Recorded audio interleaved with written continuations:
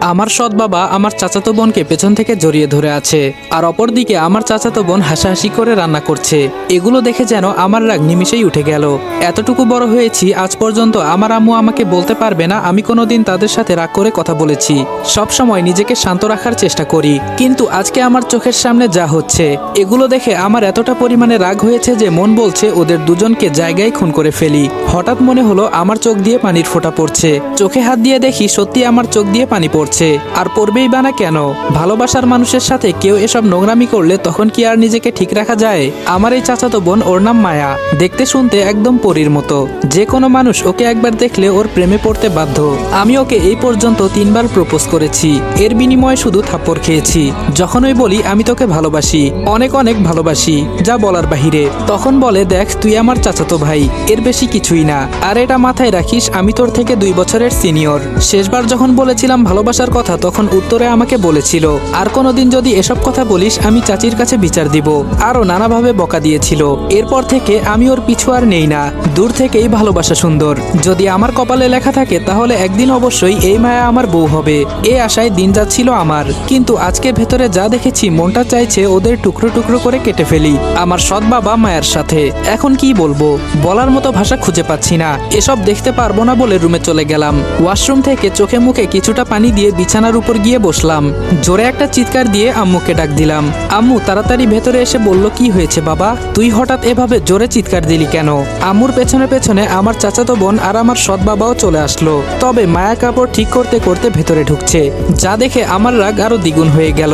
আমি এবার জোরে চিৎকার দিয়ে বললাম 10 মিনিট হলো আমি বসে আছি, কিন্তু আমার কফি এখনো আসে নাই। তোমরা সবাই কি করছিলে? আমি কি ঘুম থেকে উঠে এখানে সারাদিন বসে থাকবো নাকি? আম্মু আমার কাছে এগিয়ে এসে বলল বাবা তোর হঠাৎ কি হয়েছে? আমি সাথে সাথে আম্মুর হাত সরিয়ে বললাম তুমি ছোবে না আমাকে, আজকে সকালে রান্না করতে কে গিয়েছিল? মায়া ভয়ে ভয়ে বলল আমি। এবার আমি মায়ের দিকে চোখ গরম করে বললাম আমি কি এই বাড়ির কাজের ছেলে? আমাকে তোর কি মনে হয়? আর সকালে তুই রান্না করছিলি ভালো কথা, কিন্তু বলতে গিয়েও থেমে গেলাম। দরজার কাছে এবার চাচা চাচিও এসে হাজির। আমার রাগ দেখে সবাই বোকা হয়ে গেল মনে হয়, কারণ কখনোই আমি আমার পরিবারের সাথে এভাবে রেগে কথা বলি নাই। আমার সৎ বাবা এক কোনায় চুপটি করে দাঁড়িয়ে আছে, মনটা চাইতেছে একে ধরে চিবিয়ে খেয়ে ফেলি। এবার আম্মু আমার হাত ধরে বিছানার উপরে বসিয়ে বলল কি হয়েছে বাবা, আমাকে বল তোর কি হয়েছে? আমি বললাম সবাইকে যেতে বলো আম্মু। আম্মু ইশারা করতে সবাই বাহিরে চলে গেল। তবে যাওয়ার আগে মায়া আমার সৎ বাবাকে কি জানি ইশারা করলো, তবে আমি এইসব কিছুই বুঝলাম না। আমি যে এগুলো দেখে আর সহ্য করতে পারছি না। আম্মু এবার আমার মাথায় হাত বুলাতে বুলাতে বলল এতদিন পর আমি আমার ছেলের রাগের চেহারা দেখতে পারলাম। খুব সুন্দর লাগে তুই যখন রেগে যাস। আমি কোনো কিছু না বলে আম্মুকে জড়িয়ে ধরে আর কান্না আটকে রাখতে না পেরে কান্না করে দিলাম। চোখের সামনে যদি নিজের ভালোবাসার মানুষ এসব করে বেড়ায় তখন কেমন লাগতে পারে বলেন? মনে হয় যেন কেউ কলিজায় আঘাত করে চলে গেল। আম্মু এবার হাত দিয়ে আমার মাথার চুল ধরে বলল কি হয়েছে বাবা তোর, হঠাৎ করে এমন করছিস কেন? আমাকে বল কি হয়েছে? কান্না করতে করতে বললাম সব শেষ হয়ে গেছে আম্মু, আমার সব শেষ হয়ে গেছে। আম্মু বলল আরে কি হয়েছে বলবি তো? আমি বললাম কিছু না আম্মু, তবে আজকে আমার আব্বার কথা খুব মনে পড়ছে। যদি আমার বাবা আজকে বেঁচে থাকতো তাহলে এসব কখনো হতো না। আম্মু বলল হঠাৎ বাবার কথা মনে পড়লো যে? আমি বললাম তুমি বুঝবে না আম্মু। চোখের পানি মুছে আম্মুর কোলের উপর শুয়ে বললাম যদি ওরা নেগেটিভ কিছু করে তাহলে আমি ওদের ছাড়বো না, দেখে নিও তুমি। আম্মু বলল আরে কি হয়েছে বলবি তো? সেই কখন থেকে উল্টাপাল্টা কি সব বলে যাচ্ছিস। রনি তোর কফি। সামনে তাকিয়ে দেখি মায়া কফি হাতে আমার রুমে হাজির হয়েছে। আম্মু মায়ের হাত থেকে কফির মগটা নিয়ে বলল আমার ছেলের কথায় রাগ করলি নাকি মা?